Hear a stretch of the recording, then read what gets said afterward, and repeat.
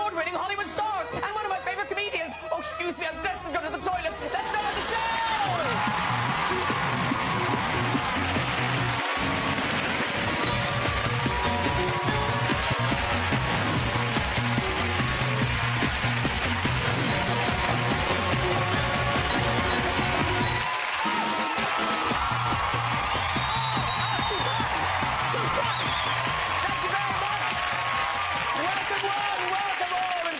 For you tonight, a hot Oscar favourite for her new film, Still Alice, the wonderful Julianne Moore is here.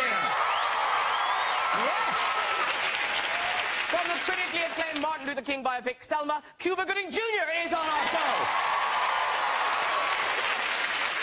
One of my favourite comedians, Bill Bailey, he's here. And to be still my beating feet, the Lord of the Dance himself, Michael Flatley, is in the building. He is! Plus, we've got beautiful music from Gregory Porter and Laura Mvula. Yes, we have. Oh. I'm so unfit. I'm still gasping from that, like, 2 seconds of dancing. Listen, it'd be lovely to see Cuba again. We all loved him in Jerry Maguire. Now, he played an American footballer. So fit, so strong. Oh. Maybe tuck that in. That ball was delicious.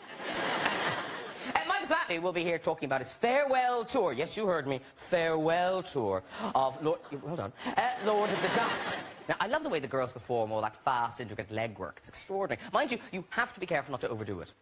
Ow. I have to say though, is there anything more Irish than Lord of the Dance? Well...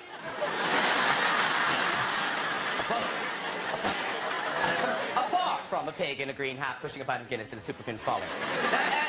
Lord of the Dance is so popular, it's been seen all over the world. Although I have to say, this version is, I think, my favourite.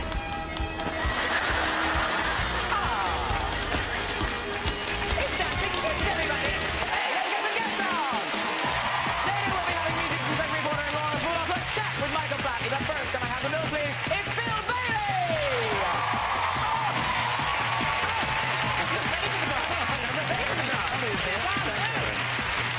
He's living the dream, it's Cuba Gooding Jr.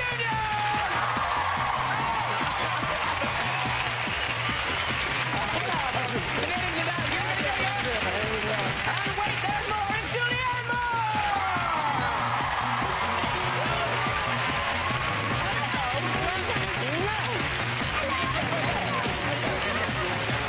There you go. Yeah. A few showbiz hellos. That's right. True, with the red hair and that dress, you have the look of an Irish dancer. Thank you, I tried. It's good, it's good. And now, this is an exciting time, ladies and gentlemen, because it's BAFTA weekend. Isn't it, Bill? Yes, it is. Yes. No, it's BAFTA's on Sunday. They'll be on the telly. And obviously you're going to be there. Yeah. Yes. Now, have you won a BAFTA before? No, I haven't. I have a homemade BAFTA, though. The last time I was there at the BAFTA, my daughter was really small. She was like 7, and when I didn't win, she made me a little BAFTA when I came home. Oh, I know. Oh. Nice, yeah. I'll drink to that. As I can. That was a bit of an excuse to have a drink there, wasn't it? Anybody want to sit? You'd be like Jesus feeding the 5,000 with this 1/2 pint of lager. So now, Bill, have you been invited to the BAFTAs? No, not this year. I don't know why. Any of the after parties? No, not at all. There's a bit of a sore point, actually. So let's move on. Okay. But you host awards shows. I've hosted a lot of awards, yes. I mean, I've hosted some film awards, music awards, sometimes less salubrious awards, shall we say. I hosted the British Supermarket Awards one year. Don't knock it. I got a lot of, points on my card. But, yeah, and that was actually... I remember one when there was this guy... I had to present an award. It was the end of the show, and it was like a huge award, lifetime achievement in retail or something. And it was a big hotel, big flashy do, and there was a big cannon of confetti and ticker tape and the whole thing. And this chap came up, I can't remember his name, so let's call him Brian Thompson. Ladies and gentlemen, Brian Thompson! And he came up and took this huge applause at this, and he leant over to me and he goes, I am not Brian Thompson. And he goes, don't tell them. So I said, there's just some chancer turned up. And... Julianne, do that on Sunday night. It's not your name. Just go up. Yeah. I'm so happy to see you. I made my own award. Now, here's the thing, though. I mean, and I'm sure I speak for lots of people. I assumed Julianne Moore had an Oscar already. Aww. But you don't. No. Sorry to bring you down Yeah, there, but... how many haven't you won so far? Haven't five. You haven't won five? I haven't won four, and this is my 5th nomination, so...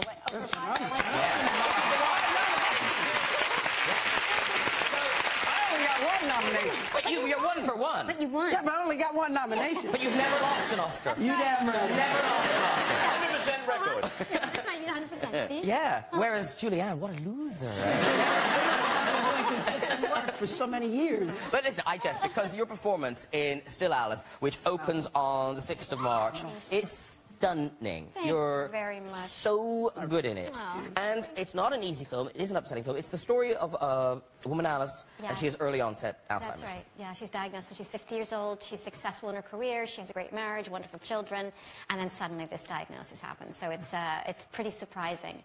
But it's not, I mean, we're just talking about it. It's not terribly sad. You know, I mean, it sounds like, oh, this is going to be awful. But it's really about how you live your life, not how you lose your life. It is quite sad. Well, Well, I did cry a lot. Yeah. No, but what I would say is Yeah. it's not depressing. Not depressing. That's right. And the thing that you can't say, but I can, is I think that's down to you.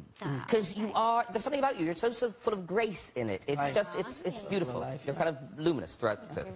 Now, it's an awful disease to go through, and you, in preparing for it, I guess you don't want to seem voyeuristic? Or No, and I hadn't had any personal experience with the disease, which was very lucky. I'm one of the few people who hasn't had contact with anyone in my family or friends, and so I did about 4 months of research because I didn't want to represent anything on film that I hadn't actually seen. There's so many people who are dealing with this devastating And in different disease. ways. It's an odd disease. It's, isn't it? yeah, different kind of reaction. So I went to the Alzheimer's Association. I spoke to many, many women who'd been diagnosed. I went to support groups and talked to clinicians and researchers and made some really, really wonderful friends. We've got a clip. This is you know, and it's hard because, like I say, it is, you know, there are difficult scenes in it. It is you know, but this is you trying to explain to your daughter, played by Kristen Stewart. The wonderful Kristen Stewart. She's so lovely. Yeah. Sort of what it's like to live with Alzheimer's. Yeah. What's it like? Like, what does it actually feel like? Well, it's not always the same. You know, I have good days, bad days, and on my good days, I can, you know, almost pass for a normal person. But on my bad days, I feel like I can't find myself. I've always been so defined by my intellect, my language, my articulation, and now sometimes I can see the words hanging in front of me and I can't reach them and I don't know who I am and I don't know what I'm going to lose next.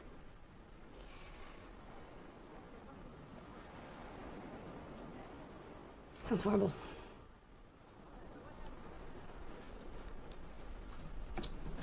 Thanks for asking.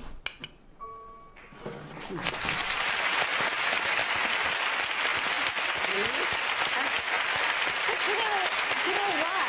A lot of the language in that speech was taken directly from the women I met in support groups. Because I would say to them, how do you feel? What do you want me to represent? And can you tell me what, you know, what does this feel like? And those were some of the things that they said, and we put them in the speech.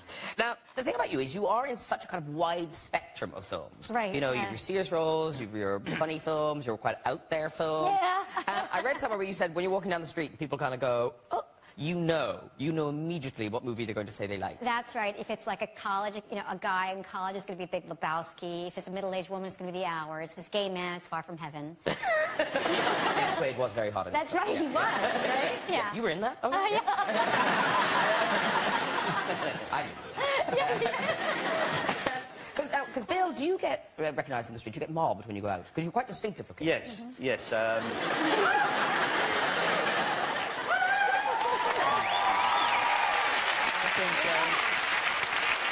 Yes, I do. Thank you.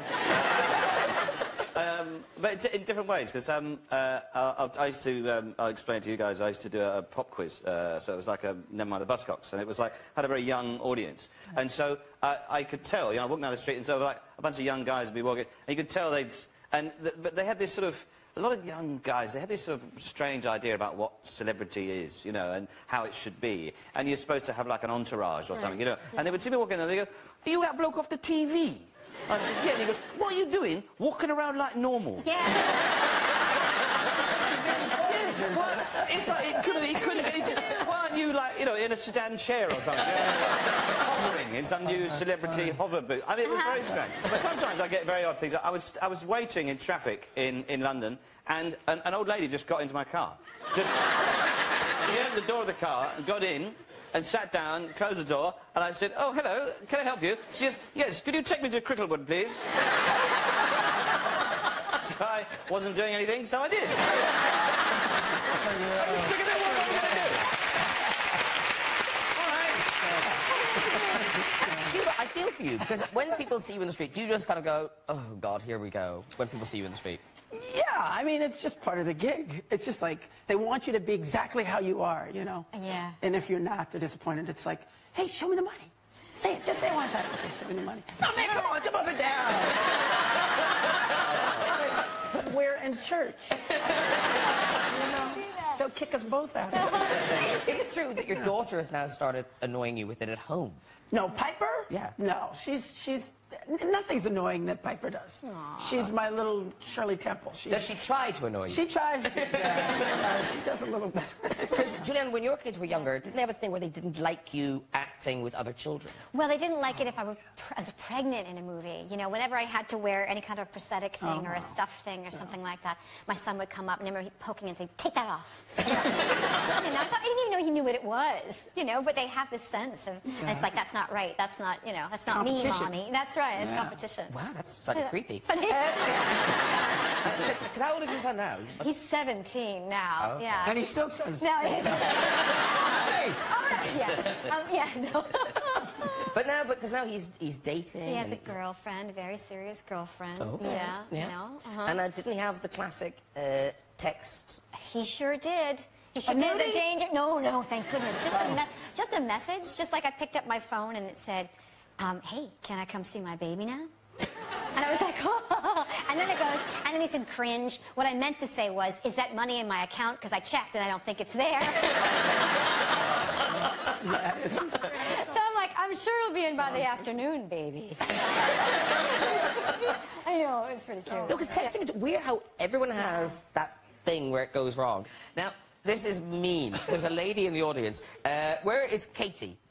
There's Katie, and some friends played a kind of texting on her. So, who did this to you? My friend Sammy. Okay. So they got into your phone? Yeah, so she took my phone and put an autocorrect on my phone, so she changed the words yes, yep, and yeah. And then every time I type that, it comes up as minge. How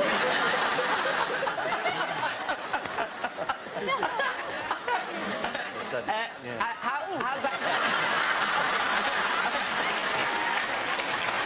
Yeah, it's that. Oh, yeah, baby. Yeah.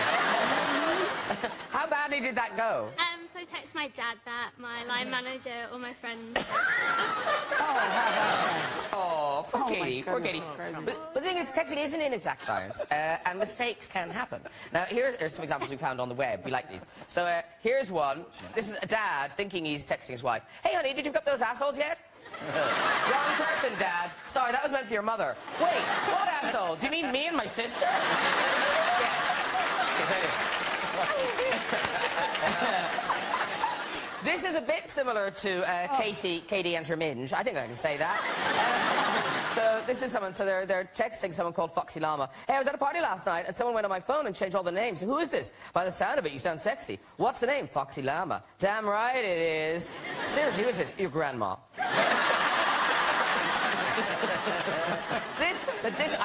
I love this. I felt like this woman. She's trying to text, and it's just auto-correcting. You know that you keep pressing send just as you notice that it's going wrong? This is a very good example of that, right? So, here we go. Great news! Grandma is a homosexual. Okay. Homo hot lips. Hot tulips. I'm getting fisted now. Frustrated! Grandma is home from hospital!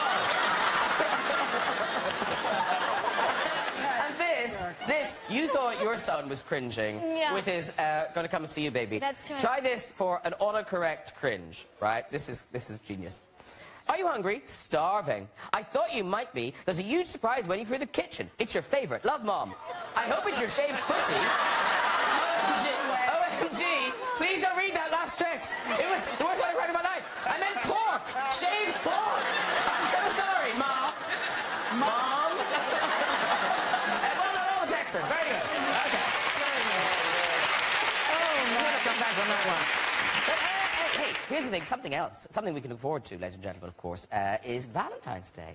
And Bill Bailey, I was going to say unexpectedly, but why unexpectedly? Bill Bailey brings us a Valentine's Day treat. Yes, that's right. It's in the shape of a short film that I made, which was... it was short, you know, like a horse. Heart shape.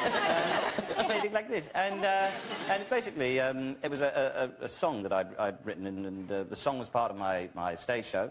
It was a love song, and I wrote it as a reaction to the sort of bland nature of a lot of pop music, where songs are sort of a little bit like, oh, you know, I'll see you on Monday, I'll text you on Tuesday, oh, you didn't see me, I can't, well, where are you? I might meet you on Wednesday, oh, never mind. You know, there's a lack of passion. So I wrote this song, love song, and then the BBC said to me, will you make a short film of it? So I made a spoof music video of it with Emma Thompson. Which, how did that happen? Yeah. Well, the thing is, there's a... yeah, that's me on the left. Well, I've got to know Emma a little bit, and I just thought, who would be perfect for this film? And I asked her, and she said, yeah. So this is it. It's going to be shown as a series of short films on Valentine's Day. Yeah, and I don't know if the BBC have done this before, but these are special short films. They're exclusive to iPlayer. Yeah. And they start showing them on Friday the 13th. So you can prepare yourself mentally and physically for Valentine's Day. And this is a little clip of Love Song. Oh, then you came, and my life was turned upside down. You showed me the beauty of the things that I had never seen, like a snowflake that melts on the eyelash of a startled deer.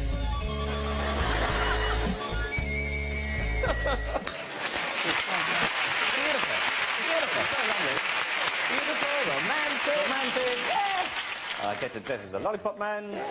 Actually, the hair suited it. Oh, yeah, I know, the hair was pretty good. Very good. Came in handy. Now, here's the thing, you're happily married now. Yes. But when you were a thrusting young buck... Oh. I've never been called that before. Well, now you're a thrusting buck. Thank you. But, yeah. But were you good on dates? Did you have, you know...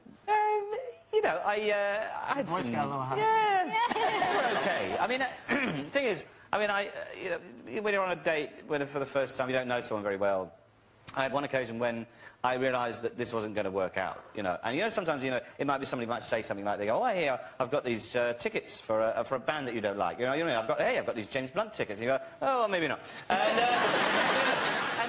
the thing is, or somebody will say something, and that will put you off. And that's what happened on this date. And I went to see this girl. I'd only met her only a few days before, and she invited me to her house. And I gave her some... I brought her back... Well, you know, it was a start. Yeah. I brought her... well, you know... I think we know all we need to know about her. It was very innocent, you know, and I brought her a bag of cookies, and How old were you? I don't know, 19 or something, and I said, you know, in an embarrassed 19-year-old way, I've got your cookies, you know, or something. I didn't say, there you go, like that. That was what I'd probably say now if I bought them from my wife. There you go. Shop, got them. But these, I said to her, and she took a bite, and then she took a bite, and like that, and I just had that moment where I thought, maybe this is it, maybe, you know, my life is going to change, this is the one. And then she said, yumbles, right? And that was it, and then my heart sank. I was like, yumbles, really? I can't be with someone that says yumbles. You know? Yumbles, like, you know, imagine getting married, cutting the cake, yumbles. Yeah, post-coital. Yeah, oh, that was yumbles. So I left. And Julianne, you've been married for some time. So is Valentine's Day, does it go for nothing? Yeah, well, Valentine's Day, that's next weekend, right? Yes, it is. You know what else it is that weekend in New York City? The NBA All-Stars weekend. Hey. NBA is. Well, huge reaction from our crowd. They've suddenly remembered where they need to be next weekend. Anyway, it's the National Basketball Association, so it's a big all-star weekend. We're a big basketball family, and so that's how I'm spending my weekend. And Cuba Gooding Jr., I can't imagine, smooth as you are. Have you ever been on a bad date? No, I have not. You know, I was in the States. They have the show The Dating Game. Yeah. I was on it 3 times. Didn't get picked one time. You're kidding me. It was a nice 3 times, and of course, I run into this girl a few years back. She's like, "I meant to pick you." Yeah, bitch, you did. Right. You meant to pick me now. You know, I'm rich.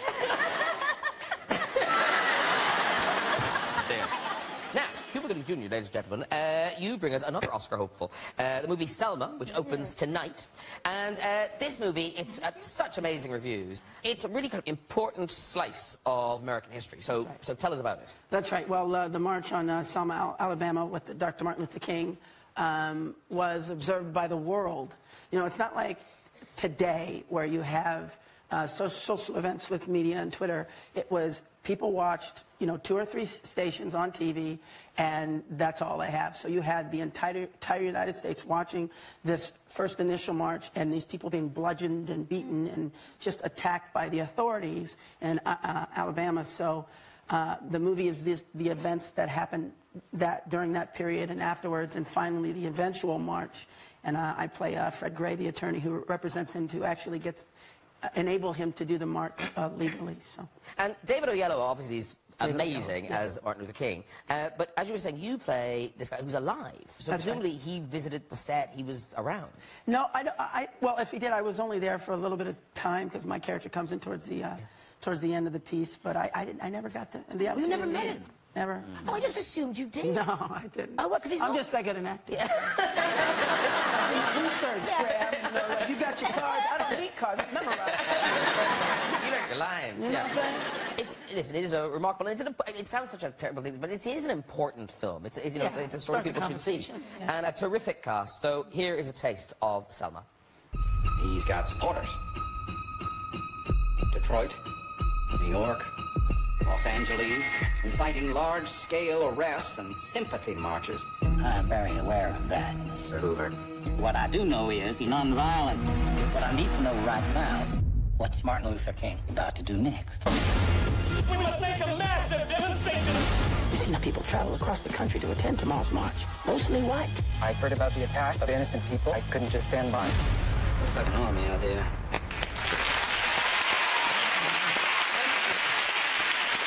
We should of course mention the lovely Oprah Winfrey. Oh, we saw little bits of Oprah. Of course. And she's one of the main producers, right? Of course. Yeah. I think she's the main reason why a few of these films have been received as well as they have, not just because she's been actors in them, but because she's, you know, she's put her money where her mouth is, and she's gotten behind it and supported it. So. And Cuba Gooding Jr., what was going through your head then when they had the pool party at the beginning? You might want to bring up old shit now. Well, because... You want to know I took my clothes off at the pool party? Yeah. Took my hair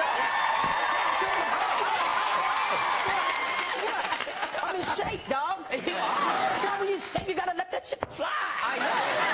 I know what you gonna say. Talk about. You got a clip? You got a clip? We don't have a clip. Got a clip. We don't have a clip, but we do have a photograph. No, weirdly, not for the pool party. Because here's the thing: you could be drunk at a show. I didn't hear about that. No, I love it. You could be. I love it. Oh my God! You could be drunk at a show, but no. Oh my God! You did this. This is. You were. So we had a rap party for the show, and Oprah was there, and everybody was talking about how great it was to work with her, and we had a few drinks. Yeah. So I said, "Oh look, there's a pool." So I jumped in it, but I didn't want my clothes to get wet. Of course not. I got an El Natural. No, Yes. Entirely natural thing to do. Yes. I'm sure Oprah applauded your practicality there. Just saying, yeah, very sensible decision. Yeah, there was, yeah. But then, I just saw a whiff of abs there. They're very fine. And you obviously, you're not shy. Because, no, this is the weird one. So you were on a beach. Was this last September you were on a beach? Oh, yeah, what had happened was we were in Paradise Cove in Malibu, and my buddy Chris Chelios is a hockey player. He always has a big shindig every 4th of July or Labor Day or whatever. I think it was Labor Day, yeah. Labor Day. At one point, Bono and... who else was with it? Just a bunch of people. I just remember mainly Bono was like scurrying to get back to the house, and they were charging towards him, and that's when I went, hey. And so they turned because they were like, they thought I was his security, but then when they saw it was me, they were like, oh, they took all these pictures of me going, you got to go that way. And I think that's probably the photo you got. Well, this is the picture we have. Let's see. That's sweet. Bono owes you big time. I'll distract them with my bum. Yeah. Well, there you have it, Graham. Well, now, You're the musical guest. I turned to Bill Bailey because you've been in movies. Oh, you got one too? What Yes. Oh, I like that. Have you been asked to disrobe? Do you know I have? Not for a film. It was I was asked by Peter to go naked. Oh, yeah. The organisation, I should say, came out a bit wrong. Yeah. Do I know Peter? Some guy, you know. Yeah. go naked. Oh, 84, yeah. When I finish taking this woman to Cricklewood, I'll be back. The organisation, Peter, and it was a campaign against the fur trade, which I'm a big supporter of, Peter, so I said, yeah, of course. And then I was slightly nervous because it was a nationwide poster campaign, large, big posters, by the road, but people can see. And it said, I'd have to be naked in this poster. And it would say that the tagline was, I'd rather go naked than wear fur. Which I said, fine. And then the thought of it actually struck me, because I'm actually quite hairy. I've got a lot of body hair on me. And naked, it does look like I am actually wearing fur. So, the problem, I saw a problem here of, like, people think I was a bit of a hypocrite, you know what I mean? Like, they'd be driving past, I'd rather go naked than wear fur. They'd be going, well, why is he wearing a mink leotard? I couldn't do it. Right, it is time for my final guest tonight. His beautiful legs have been insured for $40 million, and he's quite simply the Lord of the Dance. Please welcome the one and only Michael Flatley!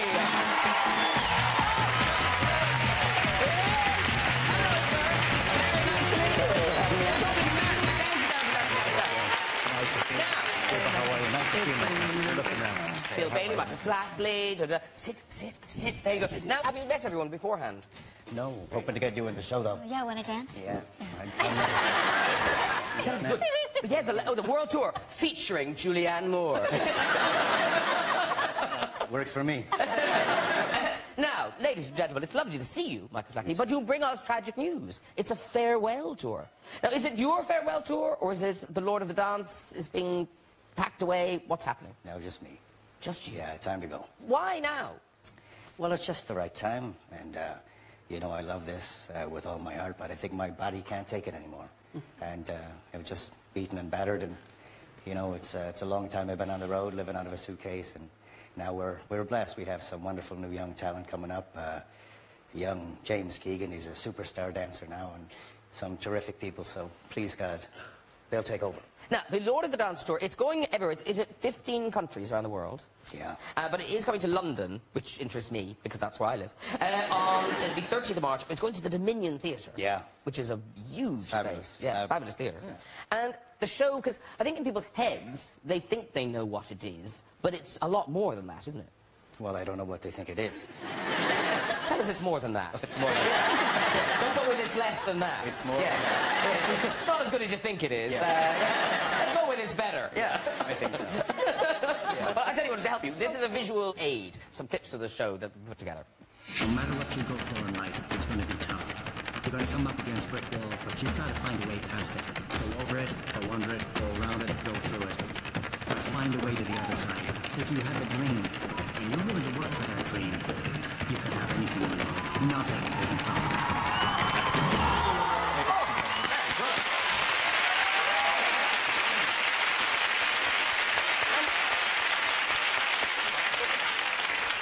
I'm sure everyone remembers seeing, well, maybe our American friends don't, Eurovision. Was it 97? 94. 94. When Riverdance was, it's still the best interval act ever. Yeah. Absolutely. I mean, it is the best interval act ever. Yeah. Honestly, you've done all right out of it. Yeah. Yes, I would say. Because you are very rich. You must be. Who's richer than you? My wife. Does she dance? She does, yeah. With joy. No, and listen, we know you're rich because you have... No, he is... Julianne, you need an invitation. He's got a stately home. He's got a stately home. This is the house in Ireland. Now, and this was a wreck when you found it, Michael. Wow, that's the house of the original President of Ireland, Douglas Hyde. Oh, right. And when I found that house, I fell in love with it, and I just couldn't stay away from it. And it's in County Cork on the Blackwater River. It took me over 10 years to refurb it, but I'm proud of it. It's something that I did for... Well, I did for my family, but I did for Ireland. And, you know, we may not live there forever, but at least I know that house has been saved now for years and years, and I'm proud of that. Now, I met a photographer who came to take your picture in this house, and he told me a story about walking from one end to the other. Now, how long does that take? Yeah, I'm not sure. How long does it take to dance it? Yeah. He's in, he's out. No, I was looking at this picture earlier, and I was calculating you would need a kettle here, here, Yes. and here to ensure a hot cup of tea. That's what I was thinking. We have Guinness taps in those locations. Yeah, it's a 20-minute stagger. That's what it is. Yeah. Now, here's the thing. You come from a long line of Irish dancers before you. And what age were you when you started dancing? I was 11. 11. Yeah. And does this frustrate you, that people often do kind of mucky-ah Irish dancing? You know, I don't judge anyone. Let everybody do what they want. That's all good. Because sometimes people just pretending to Irish dance does look very like Irish dancing. It can, yeah. You're not wrong there. But now, so an experiment. If we take some people, hang on. Look at that. Don't look at me. Don't look at me. You've got to say, no. The man in the t-shirt. The man in the t-shirt. No, you're warm. Stan. Liam. Actually, what's your name? Keith. Are you Irish? Yeah. Oh, this is perfect. This is perfect. What's your name, Kate? Yeah. Okay, so you'll be good at this. Okay. Did you learn it in school? Yeah, I did it. Oh, that'll be fantastic. Okay, come down here. Okay. Okay. So if they strike, what should they do? Like sort of a... Like that, if they do that. You're doing good. Okay, so opening position. Oh, look, she's very good. Look, leg across and everything. Thumbs in. Oh, thumbs in? Yeah. Okay, so you ready? Okay, we're just gonna, a little blast of Irish dancing. Off. Wait. Go. That's not bad. It's not bad. No, I think it's mean. Look, tell you what, let's get more people. If some of you come out, if all of you come out. Okay, stand up, step down. Everyone step down. Okay, there you go. And if you put your right foot out like them. Okay, good. Liam, and what's your name? Emer? Kate. Liam and Kate. Okay, everyone ready? Take it away. Hey!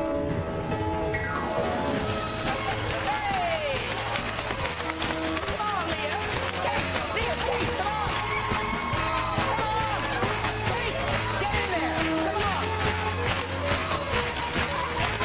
No, you missed it. It's coming back. There you go, let it go. Come on, Kate.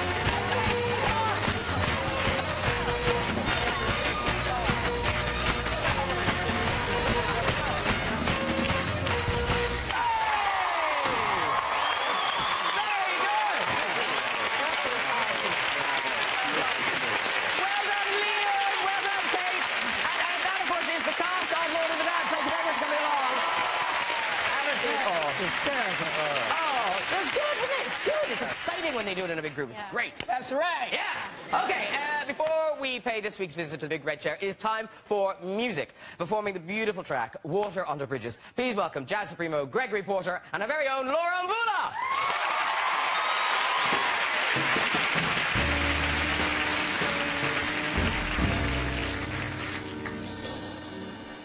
Somebody told me get over it.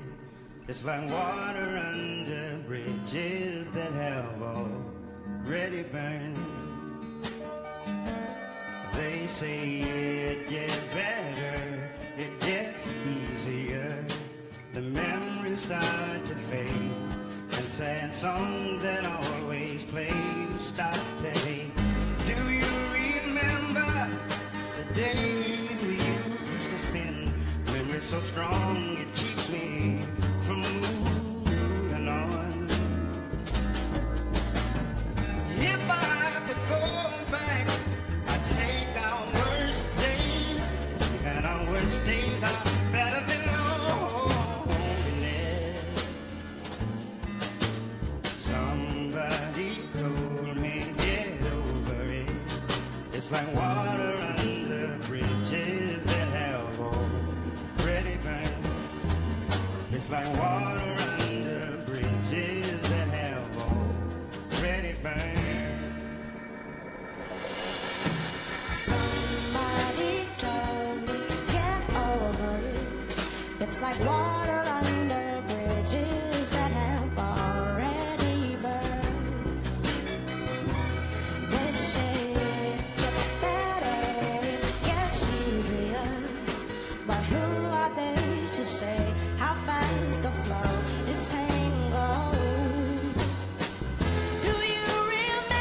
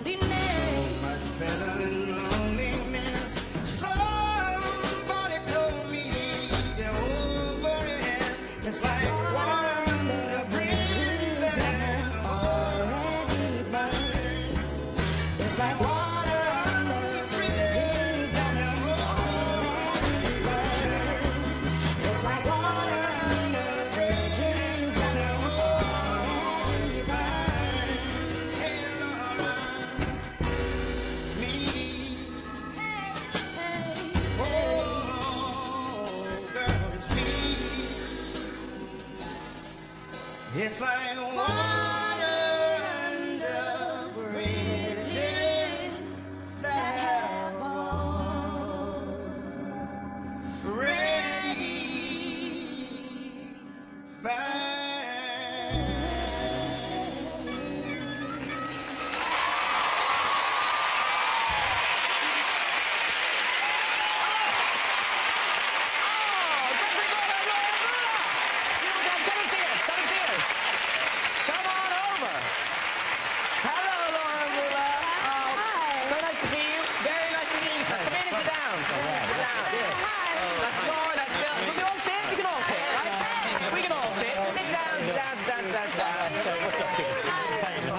Beautiful, beautiful.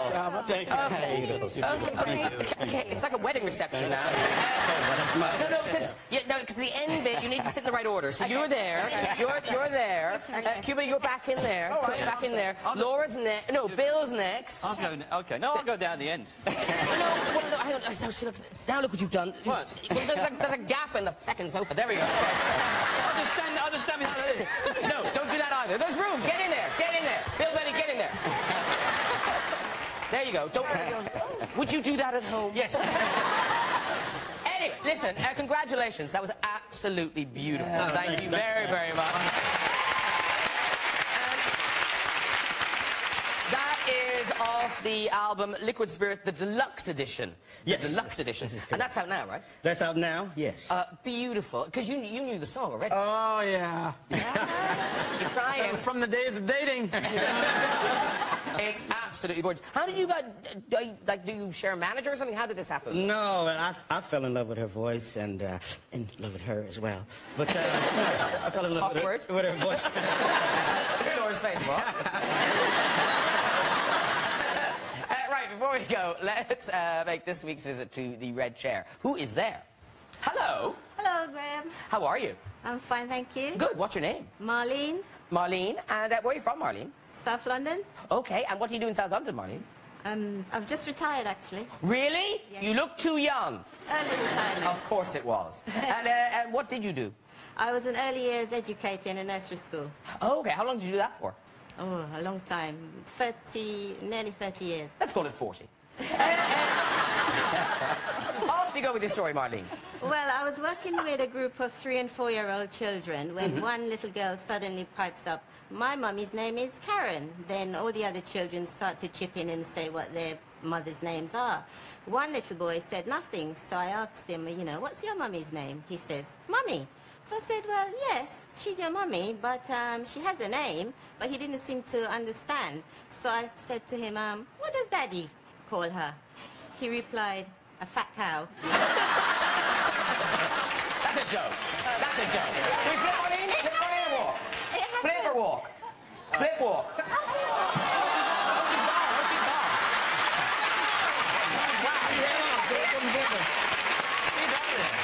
Wow.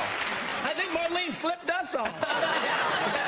I know what I'm going to do. I'm going to walk. While you're discussing it, I'm out of here. The guards have been distracted. Quick, listen, if you'd like to join us on the show and have a go in the range, you can contact us via our website at this very address. That is it for tonight. Please thank all my guests. Mr. Gregory Porter. Laura Bulla. Miss Bill Bailey. Cuba Gooding Jr. Julianne Moore. And Mr. Michael Flatley. Join me next week with musical guests Charlie XCX and Rita Ora, comic actor Stephen Mangan, the great Julie Walters, and the star of 50 Shades of Grey, Jamie Dornan will be here. I'll see you then. Good night, everybody. Bye-bye.